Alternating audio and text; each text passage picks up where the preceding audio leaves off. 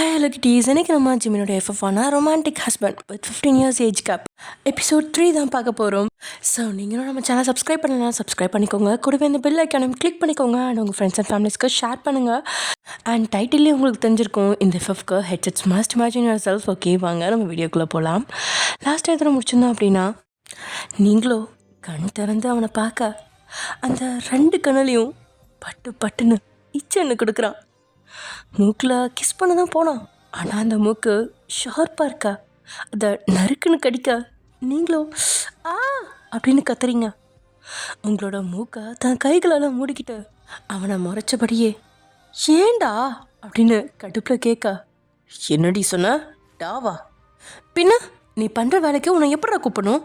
ஓ, உன்னை இப்படி கடிச்சா என்னடா சொல்லுவியா நீ? ஆமாம், அப்படி தான் சொல்லுவேன். சரி, ஓகே, அப்போ இந்த இடத்துல கடிச்சா அப்படின்னு சொன்னவனோ முந்தானே விலைக்கு மேலே இருந்த 3 கொக்கிகளை கழட்டியிருக்கான்.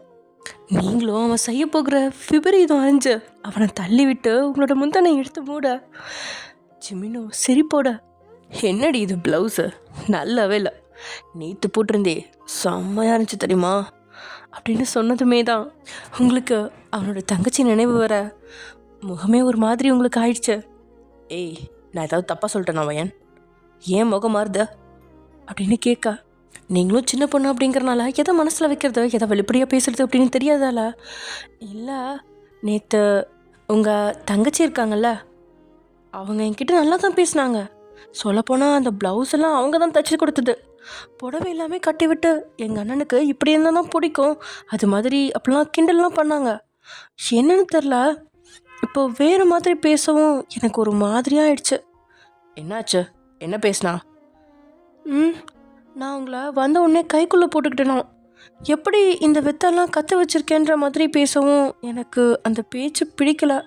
எந்திரிச்சு வரதான் பார்த்தேன், ஆனால் அவங்க இனிமேல் நீங்கள் தான் இந்த வீட்டோட மருமக, சோஃபா எல்லாம் எவ்வளோ அழுக்காக இருக்குது பாருங்கள், க்ளீன் பண்ணுங்கன்னு ஒரு மாதிரி அதிகாரமாக பேசவும் கஷ்டமாயிடுச்சு. என்கிட்ட சும்மா இந்த சோஃபா அழுக்காக இருக்குது தட்டி விடுங்கன்னு சொன்னாவே தட்டி விட்டுருப்பேன்.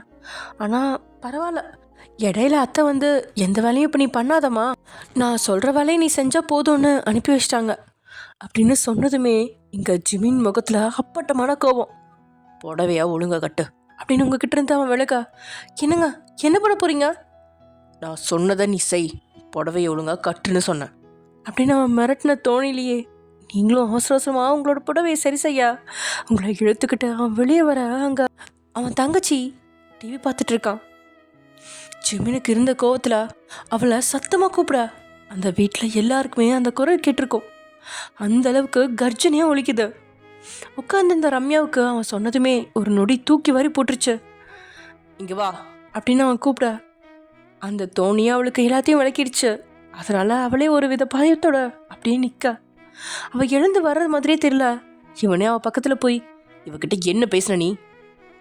என்ன நீ வந்த முதல் நாளே என்னை பற்றி வத்தி வச்சிட்டிங்க போல, உங்ககிட்ட ஜாலியாக தானே நான் பேசினேன் அப்படின்னு அவள் அப்படியே அந்த பல்ட்டி அடிக்க, நீங்களோ ஓ இதுதான் ஜாலியாக பேசுகிறதா அப்படின்னு மனசுக்குள்ள நினச்சபடியே அவளை வித்தியாசமாக பார்த்துட்ருக்கீங்க. அவகிட்ட ஜாலியாக பேசுகிற விஷயமா இது உனக்கு? அவள் உன்னோட அண்ணி, ஞாபகம் இருக்க தானே? அவள் இப்போ தான் புதுசாக நம்ம வீட்டுக்கு வந்திருக்கா. அவள் கூட ஃப்ரெண்ட்லியாக பழகாட்டியும் இந்த மாதிரி அவளை பயமுறுத்துகிற மாதிரி பேசக்கூடாது. நான் உங்களெல்லாம் விட்டுட்டு இவ பின்னாடி போன மாதிரி பேசியிருக்கியா? இதுவே ஃபர்ஸ்ட் அண்ட் லாஸ்ட்டாக இருக்கட்டும். உன் வயசுக்கு ஏற்ற மாதிரி பேசணும். உன்னை விட அவளுக்கு வயசு கம்மியாக இருந்தாலும் அவள் தான் உன்னோட அண்ணி, அந்த மாதிரி எப்போவும் இருக்கணும் அப்படின்னு அவன் கோவமாக அவங்கக்கிட்ட பேசிகிட்டு இருந்ததை பார்த்தபடியே அங்கே வந்த ஜிமின் அம்மா உங்களை பார்த்து, ஏம்மா இதை பெரிய விஷயமாக்குற? நான் தான் அவளை திட்டிட்டேன்ல. அத்தை, நான் எதுவும். அம்மா, என்னம்மா நீங்கள் இவ்வளோ சொல்கிறீங்க? நீங்கள் கண்டிக்க வேண்டியது அவளை. ஏன்பா நான் கண்டிக்காமல் இருப்பேன்னு நீ நினைக்கிறியா? அதுக்கு இல்லைம்மா, வந்த முதல் நாளே இந்த மாதிரி பேச்செல்லாம் நம்ம குடும்பத்துக்கு நல்லது கிடையாது. என் பொண்டாட்டி எந்த தப்பும் பண்ணலையே, ஏதாவது பண்ணி இருந்தா இதில் அவள் மேலே கோவப்பட ஏதாவது விஷயம் இருக்கும். அவள் எதுவுமே பேசாமல் இப்படி அபத்தமாக பேசினா அவள் நம்ம ஃபேமிலி பற்றி என்ன நினைப்பா? நீங்கள் தானே சொன்னீங்க அவள் சின்ன பிள்ளை பக்குவம் இருக்காதுன்னு. இருக்கிற நிலமையில அவகிட்ட இவ இப்படி பேசி வச்சா அவளுக்கு என்னை பார்த்தாவே பயமாக இருக்காதா? சரி ஜிமேன், நான் பாப்பாட்ட பேசிட்டேன், அவள் இனிமேல் இப்படி பேச மாட்டேன்னு தான் சொன்னான். அம்மாடி வயன், இனி எதாக இருந்தாலும் என்கிட்ட சொல்லுமா, ஏன் அவன்கிட்ட சொல்லி அவனை டென்ஷன் பண்ணுற? அம்மா எனக்கு புரியல, ஏன் திரும்பவும் இவகிட்ட சொல்கிறீங்க? சரிப்பா, உன் பொண்டாட்டியை நான் எதுவுமே சொல்ல. பாப்பா, முதல்ல நீ எந்திரிச்சு போ அப்படின்னு ஜிமினோட அம்மா கத்திட்டு போக அவளும் போயிட்டா. அந்த இடத்துல ஜிமினுக்கும் உங்களுக்கும் தான் ஒரு மாதிரியாக இருக்குது. ஜிமினுமே அந்த வித்தியாசத்தை உணர்றான். நம்ம அவசரப்பட்டுட்டோமோ அப்படின்னு ஜிமி. அப்புறம் நீங்கள் 2 பேருமே நினச்சிட்ருக்கா அடுத்த பிரச்சனையை கிளப்புற மாதிரியே ரம்யா பேக்கோடு வந்து நிற்கிறா. அண்ணா, நான் கிளம்புறேன் என் வீட்டுக்கு, வரேன் நீ அப்படின்னு ஒன்றுமே செய்யாத அப்பாவி மாதிரி முகத்தை வச்சுட்டு ரம்யா விறுவிறுன்னு நடந்து கிச்சனுக்கு போய் தான் அம்மா கிட்ட சொல்லிட்டு போயிட. இப்படியெல்லாம் ஒரு பிரச்சனை கிளம்போம் அப்படின்னு எதிர்பார்க்காத நம்ம ஜிமினோ அடுத்து என்ன செய்யறது அப்படின்னு தெரியாமல் அப்படியே நின்றுட்டான். ஆயிருந்தா இருந்தாலும் பெத்த பிள்ளையாச்சே, அதனால் வாசல் வரைக்கும் போய் அங்கே வந்த ஒரு ஆட்டோவை பிடிச்சு தான் பெண்ணை அனுப்பி வச்சுட்டு அவங்க உள்ள நுழைய நீங்கள் 2 பேருமே சோஃபாவில் தான் உட்காந்துட்ருக்கீங்க. ஆனாலும் ஜிமின் அம்மா அவங்கள கண்டுக்காம கிச்சனுக்குள்ளே போயிட்டாங்க. ஏன் அப்படின்னு தெரியாமலேயே உங்களுக்கு அழுக முட்டிக்கிட்டு வர, அதுக்கு மேலே நீங்கள் ஹாலில் இல்லாமல் வேகமாக ஓடி போய் ரூமுக்குள்ளே பெட்டில் விழுந்து ஒரே அழுக தான். இப்போ ஜிமினுக்கு எங்கே போகிறது அப்படின்னே தெரியாத நிலை. தான் அம்மாவை போய் சரி செய்கிறதா, இல்லை புதுசாக வீட்டுக்கு வந்திருக்கிற தன்னவளை சரி செய்கிறதா, இல்லை இந்த வீட்டை விட்டு போன ரம்யா கிட்ட பேசுகிறதா அப்படின்னு ஒன்றுமே புரியாமல் உட்காந்துருக்கான். ஜிமினோட அக்கா பாக்யா முக்கியமான வேலை இருக்குது அப்படின்னு சொல்லி டைலர் கடை வரைக்கும் போயிருந்ததால இந்த விஷயம் எதுவுமே அவளுக்கு தெரியாது. ஜிமினோட தம்பி ஜேகேவும் காலேஜில் லாஸ்ட் இயர் படிச்சுட்டு இருக்கிறதுனால அவனுக்குமே இது வரைக்கும் எதுவுமே தெரியாது. கல்யாணத்துக்கு வந்தவங்க எல்லாருமே கல்யாணம் முடிஞ்ச நைட்டே போயிட்டதால கல்யாணக்கலை போயிருமே அப்படிங்கன்னு தான் பொண்ணுங்களை 2 பேர்த்தையுமே ஜிமினோட அம்மா தான் பிடிச்சி வச்சுருக்காங்க. மாப்பிள்ளைகளுக்கெல்லாம் வேலை இருக்குது அப்படின்னு சொல்லி பறந்துட்டாங்க. சொல்லிக்கொள்கிற அளவுக்கு சொந்த பந்தமும் அவ்வளவா அந்த குடும்பத்துக்கு இல்லை. ஜிமினோ 1/2 மணி நேரம் யோசனைக்கு அப்புறம் தன்னுடைய ரூமுக்கு போனவன் உங்களை சமாதானப்படுத்தலாம் இல்லை, தன்னுடைய வேலைட்டையும் மொபைலும் எடுத்துக்கிட்டு வெளியே போயிட்டான். இங்கே தன் மகன் கேட்டானே அப்படின்னு ஆசையாக வேலையாட்களை விட்டு வாங்கி வந்த மட்டன், ப்ரான், சிக்கன் அப்படின்னு எல்லாத்தையுமே ஒரு தாயாக வஞ்சம் வைக்காமல் செஞ்சு தான் முடிச்சிருக்காங்க. அவனுக்கு பிடிச்ச mutton biryani, prawn gravy, chicken 65 அப்படின்னு எல்லாத்தையுமே கோமா இருந்தாலுமே செஞ்சு முடிச்சுட்டு அவங்க வெளியில் வர ஹாலில் யாருமே இல்லை. சரி, ரூமில் தான் இருப்பான் அப்படின்னு நினச்சிட்டு அவரும் கதவை மட்டும் தட்ட, நீங்களும் அழுதபடியே தூங்கிட்டீங்க. அதனால் உங்களுக்கும் தெரியல. கதவு தட்டி ரொம்ப நேரம் யாரும் வெளியே வராதனால ஜிமினம்மா வேணும்னே வேகமாக தட்ட அந்த சத்தத்தில் அடிச்சு பிடிச்சி எழுந்த நீங்களோ சுற்றியும் முத்தியும் பார்க்க அது உங்களோட புகுந்த வீடு, அதுவும் உங்கள் ஜிமினோட ரூம் அப்படிங்கிறத உணர்ந்த நீங்கள் யாரோ கதவை தட்டுறாங்க போலையே அப்படின்னு வேகமாக போய் கதவை திறக்க உங்களோட மாமியார் தான். ஆனால் காலையிலேருந்து அந்த கனிவு இல்லை.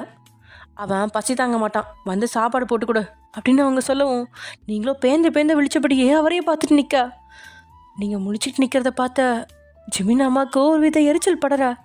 உன்கிட்ட தான் சொல்கிறேன், காது கேட்குதா இல்லையா, அவன் எங்க அப்படின்னு அதுக்கப்புறம் தான் கேட்க, இதெல்லாம் முதல்ல கேட்டுருக்கணுங்க அப்படின்னு மனசில் நினச்ச நீங்கள், அவர் இங்கே இல்லை அத்தை.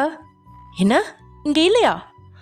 ஆமாம் அத்தை, அவர் அப்போவே கிளம்பி போயிட்டார் போல, என்கிட்ட ஒரு வார்த்தை சொல்லாம அப்படின்னு அவங்களுக்கு ஒரு வித பதட்டம் ஏற்பட உங்களை பார்க்குறாங்க. இது வரைக்கும் ஜிமின் தான் அம்மா கிட்ட சொல்லாமல் எங்கேயும் போனதே கிடையாது. மற்றவங்க கிட்ட பேசாமல் இருந்திருக்கிறானே தவிர தான் அம்மா கிட்ட இப்படி பண்ணதே கிடையாது. அதனால அவருக்கும் ஒரு வித பதட்டமாக, என்ன நீ இப்படி சொல்கிற, உங்ககிட்ட சொல்லிட்டு போனானா? இல்லத்த, என்கிட்டயும் சொல்லலை. எனக்கு நீங்கள் மூஞ்சி தூக்கிட்டு போனதும் ஒரு மாதிரி அழுக வந்துச்சுன்னு அழுதுட்டு இருந்தேன். அவர் பாட்டுக்கு வந்து அவரோட ஃபோனையும் பர்ஸையும் எடுத்துகிட்டு போயிட்டாரு. ரொம்ப நேரம் அவர் ரூமுக்குள்ளேயே வரல. இப்போ நீங்கள் வந்து கேட்கும்போது தான் அவர் வெளியே போயிட்டாருன்னு நான் கன்ஃபார்ம் பண்ணுறேன். இல்லை, வேற எங்கேயாவது இருக்க போகிறான், நான் தோட்டத்துலலாம் போய் பார்த்துட்டு வரேன் அப்படின்னு அவங்களுமே வேகமாக அந்த வீட்டுக்கு எல்லா இடத்துலையும் போய் தொலைவ. இல்லை, நீங்கள் சொன்னது மாதிரி போயிட்டான் போல, ஆனால் கார் எடுத்துகிட்டும் போகல, பைக்கில் போயிருக்கான். அதனால தான் இவங்களுக்கு தெரியல. அவங்களுக்கு முகத்துலாம் எரிச்சல் படியா எல்லாம் அந்த ரம்யாவால் வந்தது. வாயை மூடிட்டு சும்மா இல்லாமல் பிரச்சனையை இழுத்துட்டு போயிட்டா. இப்போ என் பையன் எங்கே போனான்னு தெரியல அப்படின்னு அவங்க பாட்டுக்கு பேசினபடியே தன்னுடைய பட்டன் ஃபோனை எடுத்து தான் மகனுக்கு அடிக்க போக உங்களே ஒரு வித பதட்டத்தோட பார்த்துட்டு இருந்த நீங்கள், என்ன மன்னிச்சிருங்கத்த, என்னால் தான் எல்லா பிரச்சனையும். வந்த முதல் நாளே உங்கள் வீட்டில் கலக்கத்தை உண்டு பண்ணிட்டேன். நீங்கள்லாம் சந்தோஷமாக இருந்திருப்பீங்க. நான் எங்கள் வீட்டுக்கே போயிடுறேத்த. என்னால் யாருக்கும் எந்த மனசங்கடமும் வேணாம். நான் வேணும்னே அவர்கிட்ட சொல்லலாத்த. ரம்யா நேற்று நல்லா பேசினாங்க, இன்றைக்கி ஒழுங்காக பேசினதும் எனக்கு ஒரு மாதிரியாக இருந்துச்சு. ஏன் அவங்க இப்படி இருக்காங்க அப்படின்னு அவர்கிட்ட சும்மா பேசிகிட்டு இருந்தேன். அவர் திடீர்னு இவ்வளோ கோவப்படுவார்னு சத்தியமாக எனக்கு தெரியாது. தெரிஞ்சிருந்தால் சொல்லியிருக்க மாட்டேன் அப்படின்னு நீங்கள் சொல்ல அவங்களும் அதை கேட்டு பெருமூச்சை இழுத்து தன்னை ஒரு நிலைக்கு கொண்டு வந்தவங்க. நானும் கொஞ்சம் அவசரப்பட்டேன்னா, என் பையன் எப்பவும் நியாயம் எங்கே இருக்கோ அங்கே தான் நிற்பான். தடவையாக அவன் பேச்சை கேட்காம இருக்கவும் அவனுக்கு கஷ்டமாயிடுச்சு போல. அவனுக்கு லைன் கிடைக்கவே மாட்டேங்குது. நீ ட்ரை பண்ணி பாரு. சரி, அப்படின்னு நீங்கள் உங்களோட ஃபோன் எடுத்து நீங்கள் அடிக்கா. இல்லாத்தா, எனக்கும் லைன் கிடைக்கல. நீங்கள் அப்படியே பதறிட்டு இருக்கும்போதே வீட்டை விட்டு போகிறேன் அப்படின்னு சொன்ன ரம்யா தன்னுடைய பேக்கை எடுத்துக்கிட்டு உள்ளே வர. அவளை கோவமாக பார்த்து ஜிமினம்மா, என்னடி வீட்டில் குட்டி கலாட்டை பண்ணிட்டு எதுக்கு திரும்பி வந்த நீ? என்னம்மா நீ இப்படி பேசுகிற? வேற எப்படி பேச சொல்கிற? நீ பண்ணி வச்சிருக்க காரியத்தால் என் பையன் என்கிட்ட சொல்லாமல் கொள்ளாமல் கிளம்பி போயிட்டான். எங்கே போனான், எதுக்கு போனான், ஒன்றுமே புரியல. ஃபோன் அடித்தாலும் போக மாட்டேங்குது. நீ எதுக்கு வந்த? மா, மனசே கேட்கலம்மா. பிறந்த வீட்டிலேருந்து போகும்போது சங்கடத்தோடு யாராவது போவாங்களா? அதான் ரயில்வே ஸ்டேஷன் வரைக்கும் போனேன். திரும்ப ஆட்டோ பிடிச்சி வீட்டுக்கு வந்துட்டேன் அப்படின்னு ரம்யா சொல்ல, தலையில் அடிச்சுக்கிட்டு ஜிமினோட அம்மா, போய் ரூமில் பேக்கை வச்சுட்டு வா அப்படின்னு சொல்கிறாங்க. ஆனால் ரம்யாவோ நேராக உங்கள் பக்கத்தில் வந்தவா உங்களோட கையை பிடிச்சு, என்ன மன்னிச்சிருங்க அண்ணி, உண்மையாக மனசார தான் மன்னிப்பு கேட்குறேன். நீங்கள் திடீர்னு இந்த வீட்டில் உரிமையை எடுத்துக்கிறீங்கன்னு ஒரு மாதிரியாக பயமாக இருந்துச்சு. நீங்கள் என்னை விட சின்னவங்கன்னு தான் கொஞ்சம் திமிராக நடந்துக்கிட்டேன். இனிமேல் இப்படி நடந்துக்க மாட்டேன் நீ அப்படின்னு சொல்லவும் உங்களுக்கு என்ன சொல்கிறதுனே தெரியாமா, இல்லை நான் எதுவும் தப்பாக எடுத்துக்கல ரம்யா அப்படின்னு சொல்கிறீங்க. இல்லை நீங்கள் தப்பாக எடுத்துக்கலனாலும் அது உங்களுக்கு ஒரு மாதிரி தான் இருந்திருக்கும். நான் தான் லூசு மாதிரி பேசிட்டேன், சாரி அப்படின்னு சொல்ல, நீங்கள் சரி அப்படின்னு தலையாட்டி வச்சதுக்கப்புறம் தான் தன்னுடைய பேக்கை எடுத்துக்கிட்டு போனவ தான் ரூமில் வச்சுட்டு தான் ஃபோனை எடுத்து தான் அண்ணனுக்கு தான் அடிக்கிறா. என்ன ஆச்சரியம், ரம்யா ஃபோன் அடித்த உடனே எடுத்தவன், ட்ரெயின் ஏறிட்டியா அப்படின்னு கேட்கா. இல்லைண்ணா. என்ன இல்லையா? நீ கிளம்பி இவ்வளோ நேரம் ஆச்சு, இன்னுமா ட்ரெயின் ஏறல? இந்நேரம் ட்ரெயின் வந்திருக்குமே அப்படின்னு மணியை பார்த்து அப்படியே யோசனையோட ஜிமின் கேட்கா. இல்லைண்ணா, மனசு சரியில்லை, அதனால் திரும்ப வீட்டுக்கே வந்துட்டேன் அப்படின்னு சொன்னதை கேட்டதுமே அவன்கிட்ட ஒரு நிம்மதி பெருமூச்சு. சரி, இப்போ எங்கே இருக்கா? அதான் சொன்னனே, வீட்டுக்கு வந்துட்டேனே. போயிட்டியா? இப்போ தான் உள்ளே நுழைஞ்சேன்.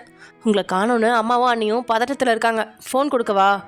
வேணாம், இன்னும் அரை மணி நேரத்தில் வீட்டுக்கு வந்துடுவேன்னு மட்டும் சொல்லு அப்படின்னு சொல்லிட்டு அவன் ஃபோனை வைக்கா. ரம்யா பேசுகிற சவுண்டை கேட்டு நீங்கள் 2 பேருமே அவள் பக்கத்தில் தான் வந்து நிற்கிறீங்க. 2 பேரும் என்னடா அவன் அப்படிங்கிற மாதிரி தான் ரம்யாவை பார்த்துட்ருக்கீங்க. உங்களோட மனசுலையோ 1000 தான் இருந்தாலும் அவங்க தங்கச்சி, நம்ம ஃபோன் பண்ணாலும் எடுப்பாங்களா அப்படின்னு நினச்சபடி நீங்கள் உள்ளே போக உங்களோட மாமியாரோ, எங்கே போகிற வயன், சாப்பிட்டு போமா? இல்லத்தா, அவர் வந்துடட்டும், சேர்ந்து சாப்பிடுவோம் அப்படின்னு சொல்லிட்டு நீங்கள் ரூம்குள்ளே போய் நுழைஞ்சிக்கிறீங்க. சரின்னு ஜிமின் அம்மாவும் மகனோட வருகைக்காக வெளியே போய் உட்காந்துட்டாங்க. ஆனால் ரம்யாவோ, எனக்கு ரொம்ப பசிக்குதுமா, நீங்கள்லாம் அண்ணா வந்ததுக்கப்புறம் சாப்பிடுங்க, நான் இப்போவே சாப்பிட்றேன் அப்படின்னு கிச்சனுக்கு போய் எல்லா ஐட்டங்களையும் தட்டு நிறைய குவிச்சு டைனிங் டேபிளில் வந்து ஒரு வெட்ட ஆரம்பிச்சிட்டா. உங்களுக்கும் கொஞ்சம் அது எப்படி எல்லாமே நம்மளால தான் அப்படின்ற ஒரு குற்ற உணர்ச்சி கூட இல்லாமல் இப்படி உட்காந்து சாப்பிட்றாங்க அப்படின்ற மாதிரி தான் இருக்குது. சொன்னபடியே அரை மணி நேரம் கழித்து தன்னுடைய ராயல் என்ஃபீல்ட் பைக்கில் ஜம்பமாக வந்து இறங்கினவா வீட்டு வாசலில் இவனுக்காக காத்துட்டு இருந்ததை அண்ணையை பார்த்து, எதுக்குமா வெளியில் இருக்கீங்க, உள்ளே போக வேண்டியது தானே அப்படின்னு அவங்க முகம் பார்க்காமே சொல்ல, அவங்க அப்படியே அழுக ஆரம்பிச்சிட்டாங்க. இப்போ எதுக்கு நீ அழுகிற? என்னால தானே நீ வீட்டை விட்டு போனா, எல்லாரும் சேர்ந்து தானே என்னை வெளியே அனுப்புறீங்க, ஏன் நீங்கள் மட்டும் உங்கள் தலையில் பழிய போட்டுக்கிறீங்க? ஜிமின், அம்மா மேலே கோவமாக இருந்துச்சுன்னா அம்மாவை திட்டுடா, இப்படி சொல்லாமல் கொள்ளாமல் போகாதடா. கொஞ்ச நேரத்தில் நான் எப்படி பயந்துட்டேன் தெரியுமா? சரிம்மா, பாப்பா பசிக்குது, சமைச்சியா இல்லையா? உள்ளே போய் பாரு, உன் தங்கச்சி ஒரு வெட்டிகிட்டு இருக்கா, அதானே குட்டி கடாட்டா எல்லாமே பண்ணிட்டு எனக்கு என்னென்னு தின்னுட்டு இருக்காளா? போய் நீயே பாரு அப்படின்னு அவங்க சொன்னதும் டைனிங் டேபிளில் ஒத்த ஆளாக உட்காந்து எல்லாத்தையும் வெளுத்து வாங்கிட்டு இருந்தவளை பார்த்து ஏனோ கோவப்பட அவனால் முடியல. 1000 தான் இருந்தாலும் அண்ணனாச்சே, தங்க தப்பு செஞ்சுட்டேன், என்னை மன்னிச்சிடண்ணா அப்படின்னு சொன்னதும் அதை மன்னிச்சு விட்டுரு தானே அண்ணனோட குணமே. இருந்தும் அவகிட்ட பார்வை மட்டும் வீசிட்டு தான் ரூமுக்கு உள்ளே நுழைஞ்சுவேன். அங்கே சோக சித்திரமாக படுத்துட்டு இருக்க தான் மனையால தான் பார்க்குறான். உங்களை அப்படி பார்த்தவனுக்கு உள்ளுக்குள்ளே ஒரு மாதிரி இருக்கு. இத்தனைக்கும் அவன் உள்ளே நுழைஞ்சது உங்களுக்கு நல்லாவே தெரியும். இருந்தும் அசையாமல் நீங்கள் அப்படியே உட்காந்தபடி இருக்கா. நேராக உங்கள் பக்கத்தில் வந்து உட்காந்தவனோ ஒயன் அப்படின்னு கூப்பிட்டதும் உங்களோட கண்கள் மட்டும் அவனை நோக்குது. என்ன ஆச்சுடி, அம்மா ஏதாவது சொன்னாங்களா, ரம்யா திரும்பவும் ஏதாவது பேசினாளா அப்படின்னு சொன்னபடியே உங்களோட கண்ணத்தில் கை வைக்க போக அந்த கையை தட்டிவிட்டு நீங்கள் எதுக்கு அதை கேட்டு திரும்பவும் அவங்க கூட சண்டை போட்டு வீட்டை விட்டு போகிறதுக்கா அப்படின்னு வேகமாக நீங்களும் கேட்க, ஓய் அவங்களுக்கு தான் தெரியாது, நான் உன் முன்னாடி தானே கிளம்பி போனேன். என் முன்னாடி தான் கிளம்பி போனீங்க, எங்கே போகிறேன்னு சொல்லிட்டா போனீங்க, நீங்கள் வெளியே போனதே எனக்கு தெரியாது. பொய் சொல்லாதடி, பர்ஸையும் ஃபோனையும் எடுக்கிறப்ப நீ பார்த்த. எப்பா சாமி, இது வரைக்கும் நீங்கள் வெளியே போனதை நான் பார்த்ததே இல்லையே, அது 2ஐயும் எடுத்தா நீங்கள் வீட்டை விட்டு வெளியே தான் போவீங்கன்னு எனக்கு எப்படி தெரியும்? சரி ஓகே, சாப்பிடவா, எவ்வளோ நேரம் ஆச்சு, பசிக்கும்ல இந்த குட்டி வயிறுக்கு அப்படின்னு அவன் உங்களோட வயிற்றில் கையை வைக்க அந்த கையும் தட்டி விட்டுட்டீங்க. எனக்கு பசிக்கல, நீங்கள் போய் சாப்பிடுங்க. வயன், ரொம்ப பண்ணாதடி. நான் ரொம்ப பண்ணுறேனா? நீங்கள் எல்லாரும் பண்ணுறதை விட கம்மி தான். நான் இப்போ என்ன பண்ணணும்னு சொல்லு. சாமி, நீங்கள் போய் உங்கள் அம்மா செஞ்சு வச்ச சாப்பாடை சாப்பிடுங்க. உங்களுக்கு ஆசையாக செஞ்சு வச்சுருப்பாங்க. சாப்பிட்டு என்னை கொண்டு போய் எங்கள் வீட்டில் விட்டுட்டு வாங்க. ஒயன், இதுவே ஃபர்ஸ்ட் அண்ட் லாஸ்ட் டைமாக இருக்கட்டும். இப்படியெல்லாம் என்கிட்ட பேசாத. ஏன்? நான் ஏன் இப்படி பேசக்கூடாது? பின்ன நான் வந்த முதல் நாளே குடும்பத்துக்குள்ளே சண்டை வந்துருச்சு. என்னால் இந்த குடும்பம் நல்லா இருக்கணும்னு நான் எப்படி சொல்ல முடியும்? அதனால தான் நான் கிளம்புறேன். என்னை பற்றி இங்கே யாருக்குமே அக்கறை இல்லை. யாருக்குடி அக்கறை இல்லை? உனக்கு தெரியுமா? முதல்ல நல்லாவே தெரியும். உங்களுக்கு உங்கள் குடும்பம் தான் முக்கியம். ஆமாம், என் குடும்பம் தான் முக்கியம். என் குடும்பத்தில் நீயும் ஒருத்தி ஆயிட்ட. அது உனக்கு ஞாபகம் இருக்கா? எனக்கு பயமாக இருக்குது ஜிமின். உங்கள் குடும்பத்தில் என்னால் ஒத்து போய் வாழ முடியுமான்னு தெரியல. வயன், என்ன பேச்சுது? உண்மையாகவே தான் சொல்கிறேன். பாருங்க, நான் சாதாரணமாக ஒரு விஷயத்த சொல்கிறேன். அதை நீங்கள் போய் கேட்டதுக்கு வீடு ரெண்டாயிடுச்சு. எனக்கு எந்த விஷயத்த மனசில் வச்சுக்கணும், எதை சொல்லணும், இப்படி எதுவுமே தெரியாது. அப்படி இருக்கும்போது என்னால் இங்கே இருக்க முடியுமான்னு தெரியல. பேசாமல் என்னை கொண்டு போய் எங்கள் வீட்டில் விட்டீங்கன்னா நான் பாட்டுக்கு காலேஜ் போயிட்டு என் பழைய வாழ்க்கையை வாழ்ந்துக்குவேன். நீ இப்படி பேசினா எல்லாம் சரிப்பட்டு வரமாட்ட அப்படின்னு சொன்னவனும் உங்களை குண்டுக்கிட்ட தூக்கிக்கிட்டு வெளியே வர. அப்போ தான் சாப்பிட்டுட்டு கை கழுவி வந்த ரம்யா தன்னோட அண்ணியை தூக்கி வர்றதா ஆன்னு பார்த்தபடி இருக்கா. ஹாலில் உட்காந்து இந்த ஜிமின் அம்மாவும் தான் மகனை ஆச்சரியமாக பார்க்க. அப்போ தான் வீட்டுக்குள்ளே நுழைஞ்ச பாக்யாவும் ஜேகேயுமே பாத்தியாக்கா அண்ணனை அப்படிங்கிற மாதிரி ரெண்டு பேரும் ஒரு பார்வை பார்த்துட்டு சிரிப்போடு உள்ள நுழையிறாங்க. இங்கே என்ன நடந்துட்டு இருக்கு தம்பி அப்படின்னு கேட்டபடியே பாக்கியா அவன் பக்கத்தில் வரா. பார்த்தா தெரியலையாக்கா, என் பொண்டாட்டிக்கு பசிக்குது, மயங்கி விழுந்துருவா போல, அதனால தான் தூக்கிட்டு வந்து இப்படி உட்கார வைக்கிறேன் அப்படின்னு டைனிங் டேபிளில் உட்கார வைக்க உங்களுக்கே ரொம்ப சங்கோச்சமாக போயிடுச்சு. எல்லாரும் முன்னாடியும் இப்படி அலம்பல் பண்ணுறானே அப்படின்னு. ஏன்னா இப்போ தான் சாப்பிட போகிறீங்களா? இவ்வளோ டைம் ஆயிடுச்சு. அது ஒரு பெரிய கதை. அந்த கதையை அம்மா உனக்கு அப்புறம் ஓட்டுவாங்க. நீங்களும் வாங்க சாப்பிட்லாம் அப்படின்னு எல்லாருமே உட்காந்து கழகழப்போடு பேசிக்கிட்டே சாப்பிட்டுட்டு இருக்காங்க. ஆனால் நீங்கள் மட்டும் அமைதியாக சாப்பிட பக்கத்தில் இருந்தவன் வேணும்னே உங்களோட காலை மிதிக்க, நீங்களும் சத்தம் போடாமல் வழியில் முகத்தை சுருக்கி அவனை முறைக்க, பதிலுக்கு சிரி அப்படிங்கிற மாதிரி அவன் முகத்தை சிரிக்கிற மாதிரி காட்ட நீங்களும் பழிப்பு காட்டி முகத்தை திருப்பிக்கிட்டீங்க. இவ இப்படி சொன்னால் கேட்க மாட்டா அப்படின்னு மனசுக்குள்ளேயே சொன்னவன். வயன், எப்படி இருக்கு எங்கள் அம்மாவோட ப்ரிப்ரேஷன்? மட்டன் பிரியாணியில் எங்கள் அம்மா எக்ஸ்பர்ட், அதுவும் இந்த பிரான்ட்டுக்கு இருக்கு பாரு அப்படின்னு சொன்னபடியே உங்களுக்கு அதை அள்ளி ஊட்ட, அதை கொஞ்சமும் எதிர்பார்க்காத நீங்கள் என்ன பண்ணுறீங்க அப்படின்னு கேட்குறதுக்கு முன்னாடியே உங்கள் வாய் நிறைய திணிச்சிட்டான் ஜிமின். டேய், ஏன்டா இப்படி கொஞ்சமாக ஊட்டுடா. அவள் வாய் என்ன அவ்வளோ பெருசாவா இருக்கு? அம்மா, என் பொண்டாட்டி வாய் பெருசுதாம்மா, உனக்கு தான் தெரிய மாட்டேங்குது அப்படின்னு அவன் கண்ணடிச்சு உங்களை பார்த்தே சொல்கிறான். நீங்கள் அதை சாப்பிட்டு முடிச்சதும் அடுத்த வாய் திணிச்சிருக்கான். அதையும் முறைச்சிக்கிட்டே வேறு வழி இல்லாமல் நீங்கள் சாப்பிட அடுத்த வாய் அவன் திணிக்க வரும்போது நீங்கள் உஷாராகி தடுத்து மாற்றி அவனுக்கு ஊட்டி விட்டுட்டீங்க. இதெல்லாம் பார்த்துட்டு இருந்தவங்களுக்கு தான் வேடிக்கையாக இருக்குது. அப்படியே எப்படியோ சந்தோஷத்தோட அவங்களோட மத்தியான சாப்பாடு முடிஞ்சிருச்சு. மறுபடியும் எல்லாருமே அவங்கவுங்க ரூமுக்கு போயிட்டாங்க. ஆனால் நீங்கள் மட்டும் பாத்திரத்தை விளக்குறேன் அப்படின்னு நிற்க. வயன், அதுக்கெல்லாம் ஆள் இருக்காங்க. இந்த வேலையெல்லாம் ஜிமின் என்னையே பார்க்க விட மாட்டான். நீ இந்த சைடு வா. இல்லத்தா, ஒரு நாள் செஞ்சால் என்ன ஆகிட போகிறேன்? நீ எதையும் செய்ய வேணாம், இங்கே வாமா. மதியம் நடந்ததுக்கு நானும் உங்ககிட்ட மன்னிப்பு கேட்டுக்கிறேன். ஐயோ அத்தை, என்ன நீங்கள்? இல்லை, என் மேலேயும் தப்பு இருக்குது தானே. வந்த முதல் நாளே உங்ககிட்ட எல்லாரும் இப்படி நடந்துக்கிட்டாங்க. ஒரு பொண்ணா நீ எவ்வளோ மனசு கஷ்டப்படுவேன்னு எனக்கும் புரியுது. இது மாதிரி இனிமேல் நடக்காமல் பார்த்துக்கிறேன். அதே மாதிரி எந்தெந்த விஷயத்த அவன்கிட்ட சொல்லணுமோ அதை மட்டும் சொல்லுடா. இல்லாத்தா, எனக்கு உண்மையாகவே தெரியல. அவரை பற்றி எனக்கு தெரியாது இல்லையா. எதை சொன்னால் அவர் கோவப்படுவார், எதை சொன்னால் அமைதியாக இருப்பாருன்னு எனக்கு தெரியல. நான் சாதாரணமாக தான் சொன்னேன். ஆனால் அது அவ்வளோ பெரிய பிரச்சனையாக ஆயிடுச்சு. புரியுதுமா, போக போக எல்லாமே கற்றுக்குவேன். சரி, அவன் வெயிட் பண்ணுவான், நீ போ. சந்தோஷமாக இருக்க வேண்டிய நேரத்தில் உங்களோட சந்தோஷத்தை நாங்களே குறைக்கிற மாதிரி எல்லாமே நடக்குது. கல்யாணம் முடிஞ்ச கையோட குலதெய்வ கோயிலுக்கு போகணும். அதனால தான் இப்படி ஆகுதுன்னு நினைக்கிறேன். கல்யாணம் அடுத்த நாளே அங்கே தான் போகணும்னு நாங்களும் நினச்சிருந்தோம். கடைசியில் கல்யாணத்தில் நடந்த விஷயத்தால் அதை மறந்தே போயிட்டேன். நாளைக்கு காலையில் எப்படியும் போய் தான் ஆகணும். எல்லோரும் ரெஸ்ட் எடுத்துகிட்டு வரட்டும், சொல்லுவோம் அப்படின்னு எதுவும் நடக்காத மாதிரி ஜிமின் அம்மா பேச உங்களுக்கும் ஓரளவுக்கு மனசு நிம்மதி ஆயிடுச்சு அப்படின்னு சொல்லலாம். அந்த நிம்மதியோடையே நீங்கள் உங்களோட ரூமுக்குள்ளே நுழையா அங்கே ஜம்பமாக உட்காந்து ஃபோனை நோண்டிகிட்டு இருக்கிறவனை பார்க்க ஏன்னா உங்களுக்கு ஆத்திரமாக தான் வருது. என் மேலே மட்டும் கையை வச்சான், இன்னைக்கு செத்தான் அப்படின்னு மனசில் நினச்சபடி தான் நீங்கள் கட்டிலில் போய் உட்காடுறீங்க. நீங்கள் கட்டிலில் உட்காந்ததுமே ஃபோனில் இருந்து கவனத்தை திருப்பினவன் உங்களை பார்த்து அழகாக சிரித்தபடி ஃபோனை டேபிளில் வச்சுட்டு உங்கள் பக்கத்தில் வந்து ஒட்டி உட்கார நீங்களும் அடுத்த நொடி அவனை எரிக்கிற பார்வை பார்க்குறீங்க. உங்களோட கூரான மூக்கு உங்களோட கோபத்தில் அழகாக சிவந்திருக்கு. அதை கிள்ளி, எதுக்குடி இவ்வளோ கோபம் உனக்கு?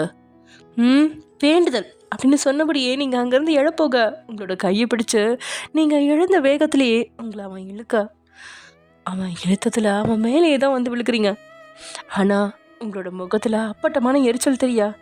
இப்போ உங்களுக்கு என்ன வேணும் அப்படின்னு நீங்கள் சொன்னதுமே பக்கத்தில் முகத்தை தூக்கி வச்சிருந்தவங்கள பார்க்க ஏனோ ஜிமினுக்கு கோபம் வரல. மாறா சின்ன பிள்ளைங்க கோவப்பட்டு முகத்தை தூக்கி வச்சுக்குமே, அது மாதிரி தான் அவனுக்கு நீங்கள் அந்த நேரத்தில் தெரியுறீங்க. இதுதான் அந்த ஏஜ் டிஃப்ரென்ஸோட மகிமை போல. என்ன தாண்டி உனக்கு கோபம்? வாயை திறந்து தான் சொல்ல. சொல்லிட்டா மட்டும் என்ன ஆக போகுது? வயன் விளையாடாத. என்ன பிரச்சனை உனக்கு? எனக்கு என்ன பிரச்சனை? சாப்பிட்டீங்களா? நல்லா தூங்குங்க. இப்போ நீ அடி தான் வாங்க போற. அதை தான் நீங்கள் இன்னும் பண்ணலை, அதையும் பண்ணிடுங்க. ரொம்ப பேசுகிற வயன், இன்னும் அதிகமாக கூட பேசுவேன். சரி பேசு, அதை நானும் கேட்குறேன். நான் அவங்க கூட இருக்கிறேன்ற நினப்பு கூட உங்களுக்கு இல்லைல்ல? நான் ஃபோன் பண்ணால் அட்டன் பண்ண மாட்டேங்கிறீங்க, ஆனால் உங்கள் தங்கச்சி ஃபோன் அடிச்சதும் டக்குன்னு எடுத்துட்டீங்க. ஓ, அப்போ இதுதான் உன் பிரச்சனையா அப்படின்னு அவன் சிரிப்போட கேட்கா. ஆமாம், நீ என்ன கேள்வி கேட்குறியே, முதல்ல நான் உன்கிட்ட கேட்குறேன். நீ எனக்கு முதல்ல கால் பண்ணியா? ஆமாம். நல்லா யோசிச்சு சொல்லு. நீ எனக்கு கால் பண்ணியா இல்லை எங்கள் அம்மா எனக்கு கால் பண்ணாங்களா? ஆமாம், அத்தை தான் முதல்ல கால் பண்ணாங்க. அவங்க ஃபோனை நீங்கள் எடுக்கல, அதனால் என்ன ட்ரை பண்ண சொன்னாங்க, நான் பண்ணேன். ஓ, அப்போ அந்த காலை கூட நீயா பண்ணல. இப்போ எனக்கு தாண்டி உன் மேலே கோவம் வரணும். ஏன் அப்படி சொல்கிறீங்க? உங்களை காணும்னு சொல்லவும் எனக்கும் அந்த நேரத்தில் என்ன பண்ணுறதுன்னு தெரியல. அப்போ அத்தை சொல்லவும் டக்குன்னு அடித்தேன். ஆனால் நீங்கள் ஃபோனை எடுக்காமல் போனதும் ரொம்ப கவலையாகிடுச்சு. இது உன் பக்கத்தில் இருக்கிற நியாயம். என் பக்கத்து நியாயத்தையும் கொஞ்சம் கேளு. நீ வந்த முதல் நாளே என் பொண்டாட்டிக்கிட்ட இப்படிலாம் நடந்துக்கிட்டாங்கன்னு எனக்கு வேதனையாக இருந்துச்சு. எங்கள் அம்மா ஒரு பக்கம் மூஞ்சி தூக்கிட்டு வச்சுட்டு இருந்தாங்க. என் தங்கச்சி வீட்டை விட்டே போயிட்டா. இந்த நேரத்தில் உன்கிட்ட நான் வந்து சமாதானம் பேசினா இது உனக்கும் ஃபுல் சமாதானமாக இருக்காது.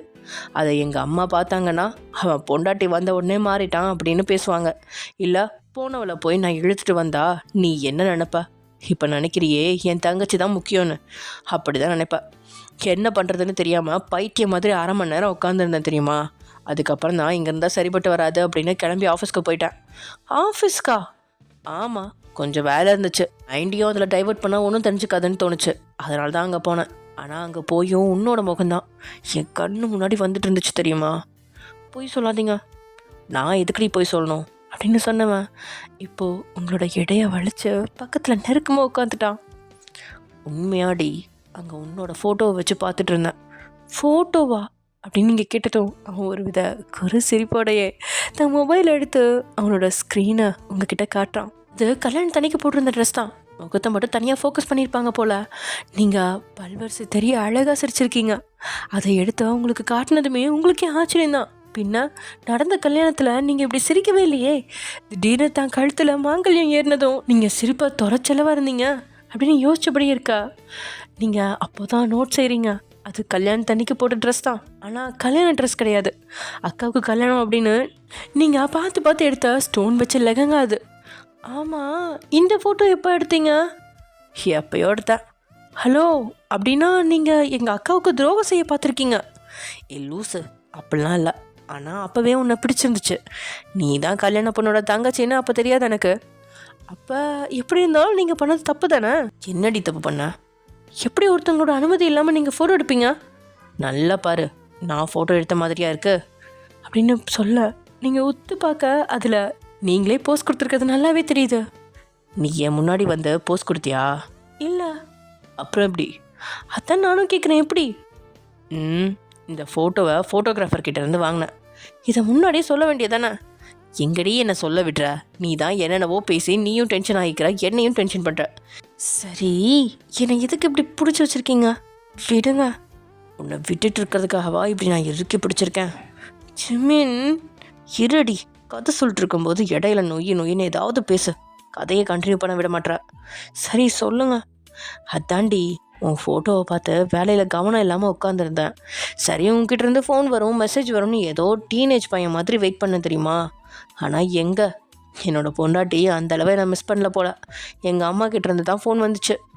அவங்க மேலே நான் கொஞ்சம் கோவமாக இருந்தேன், அதனால் ஃபோன் எடுக்காமல் விட்டுட்டேன். அதுக்கப்புறம் நீ பண்ணவுமே எனக்கு புரிஞ்சிருச்சு. நம்மளை தேட ஆரம்பிச்சிட்டாங்க, நம்ம அம்மா தான் உங்களை அடிக்க சொல்லியிருப்பாங்க போல் அப்படின்னு ஃபோனை நான் எடுக்கல. ஆனால் 2 பேரோட ஃபோன் எடுக்காமல் நான் பட்ட கஷ்டம் இருக்கே, அது எனக்கு தான் தெரியும். இனிமேல் காலே பண்ண மாட்டாங்களா அப்படின்னு நினச்சிட்டு இருக்கும்போது தான் ரம்யா கிட்டேருந்து ஃபோன். அவள் தான் வீட்டில் இல்லையே, ட்ரெயின் ஏறிட்டலான்னு கேட்க தான் அந்த ஃபோனையும் அட்டன் பண்ணேன். கடைசியில் பார்த்தா கதையே உல்ட்டாவாயிடுச்சு. அவள் வீட்டில் தான் இருந்திருக்கா. அவள் பேச பேச ஆஹா வசமாக சிக்கிட்டமேடா அப்படிதான் தோணுச்சு. அதனால தான் நீங்கள் 2 பேரும் நிற்கிறீங்க, ஃபோனை கொடுக்கவான்னு ரம்யா கேட்டப்போ கூட ஐயோ வேணாம் பாருன்னு நினச்சிட்டு 1/2 மணி நேரத்தில் வீட்டுக்கு வரேன்னு சொன்னேன். அந்த 1/2 மணி நேரத்தில் நான் என்ன பண்ண தெரியுமா? என்ன பண்ணீங்க? அப்படியே ஜிமின் பின்னாடி கையை விட்டு ஒரு பார்சல் எடுத்து அவங்க முன்னாடி நீட்டி, இதோ இதுக்காக தான் அப்படின்னு சொல்லி அவன் அதை நீட்ட, என்னது இது? பாசுந்தி, எனக்கு ரொம்ப பிடிச்ச ஸ்வீட் இதுதான். இது ஒரு கடையில் ஸ்பெஷலாக போடுவாங்க. அதை கடைக்கு போய் வாங்கிட்டு வந்தேன். அதனால தான் 1/2 மணி நேரம் ஆயிடுச்சு.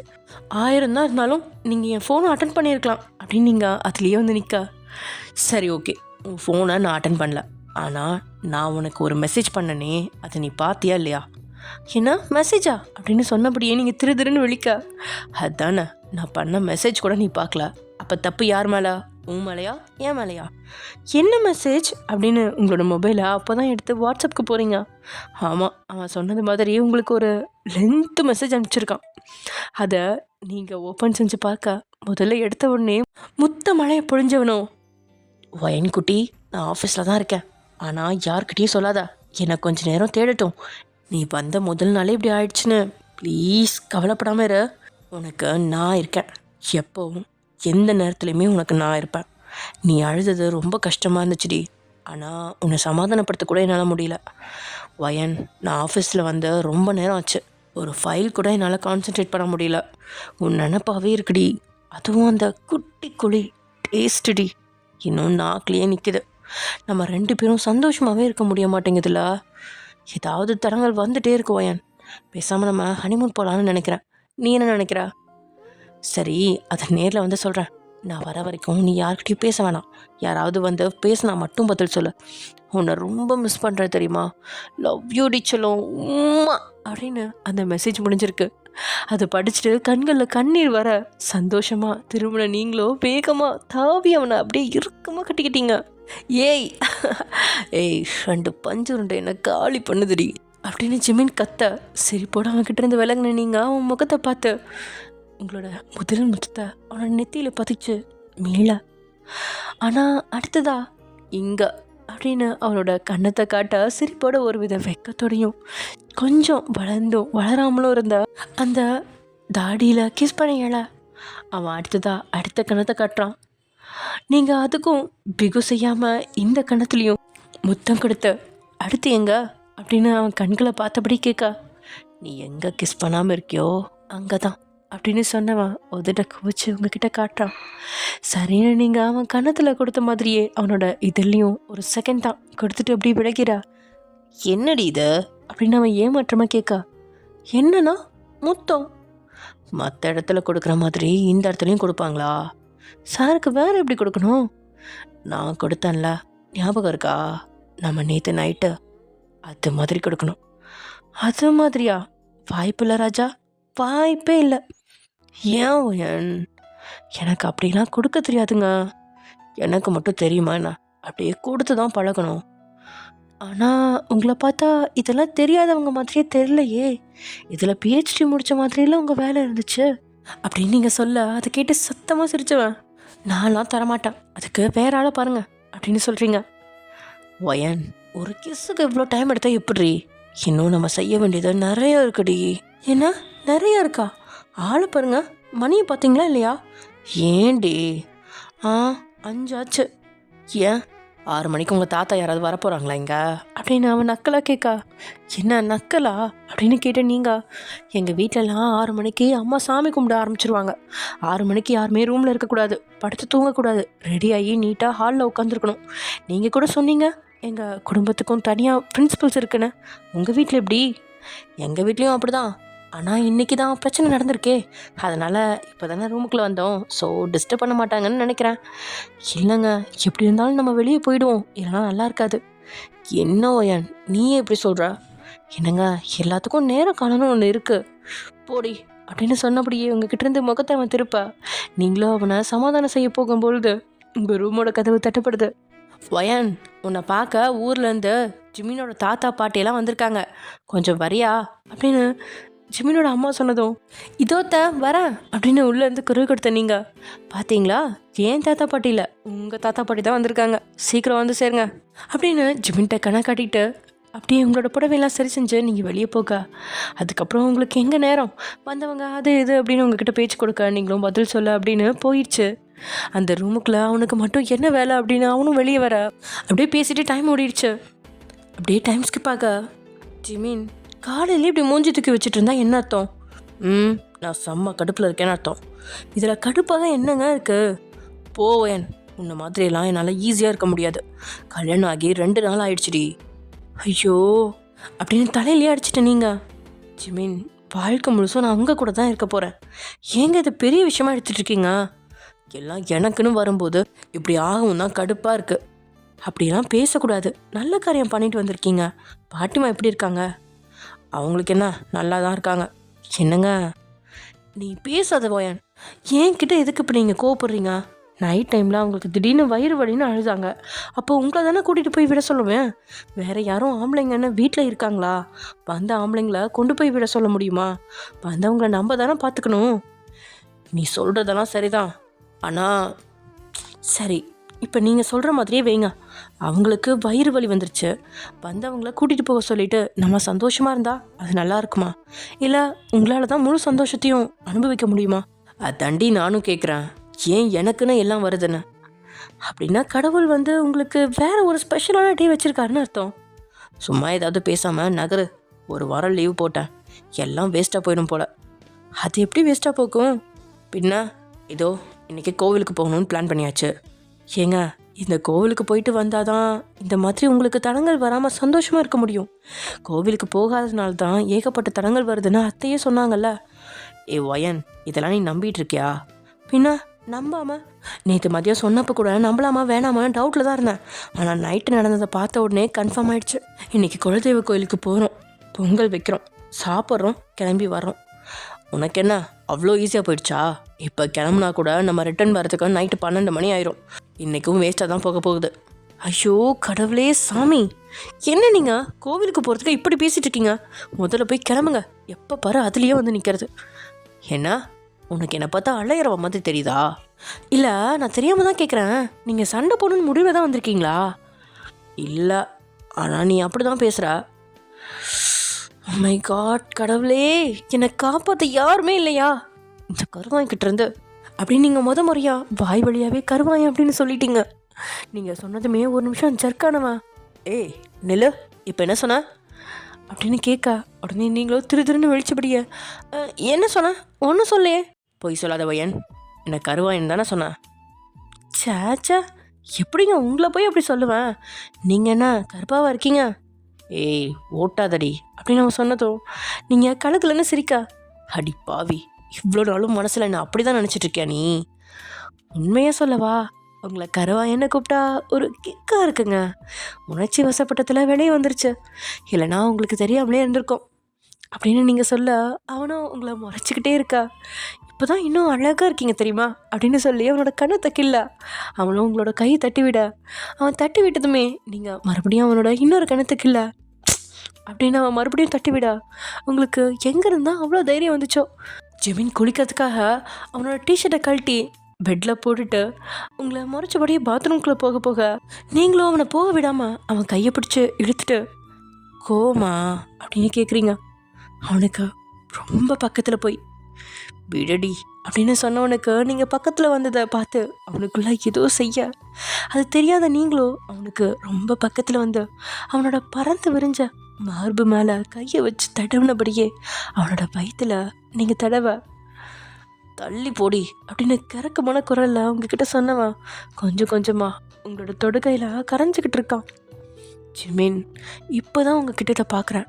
உங்களுக்கு ஒன்று தெரியுமா, எனக்கு 6 பேக் வச்ச மாப்பிள்ளை தான் பார்க்கணுன்னு அப்பா கிட்ட சொல்லலான்னு நினச்சேன், ஆனால் எனக்கு கேட்காமலே கிடச்சிருக்கு அப்படின்னு சொன்ன நீங்கள் அவன் 6 பேக்காக ஆசையாக தடவி விட்டபடியே இருக்கா. உங்களோட தொடுகையில் மூச்சு முட்டிக்கிட்டு இருந்தவன் அடுத்த நொடி உங்களை கையில் அள்ளி இருந்தான். ஐயோ என்ன பண்ணுறீங்க ஜிமின் அப்படின்னு அவன் கைகளில் நீங்கள் பதற. இதெல்லாம் என் பக்கத்தில் நீ வர்றதுக்கு முன்னாடி நீ யோசிக்கணும்டி.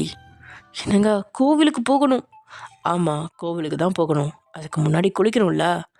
ஆமாங்க இறக்கி விடுங்க. நோ டார்லிங், இன்னைக்கு 2 பேரும் சேர்ந்து குளிக்க போகிறோம். ஐயய்யா அதெல்லாம் சரிப்பட்டு வராது. எல்லாம் சரிப்பட்டு வரும் அப்படின்னு சொன்னவன் உங்களை குண்டுக்கிட்ட தூக்கிக்கிட்டு பாத்ரூம் உள்ள போய் தாள் போட. ஜிமின் விளையாடாதீங்க, இது விளையாடுற நேரம் இல்லை. அதுதான் நானும் சொல்கிறேன், இது விளையாடுற நேரம் இல்லை, குளிக்கிற நேரம். டைம் டு டேக் அ பாத் அப்படின்னு சொன்னவன் வேணும்னே ஷவரை ஓப்பன் செஞ்சிட. அந்த ஷவர் உங்கள் 2 பேரையுமே 2 நிமிஷத்தில் தொப்பலாம் நினச்சிருச்சு. நீங்கள் நனைஞ்சதுல ஜிமின் அப்படியே உங்களை ஒரு மாதிரியாக பார்க்குறான். ஓகே ஃப்ரெண்ட்ஸ், இதோட இந்த எபிசோட முடிச்சுக்கலாம். நெக்ஸ்ட் எபிசோட நடக்க போகுது அப்படிங்கிறத நெக்ஸ்ட் எபிசோட பார்க்கலாம். Okay bye.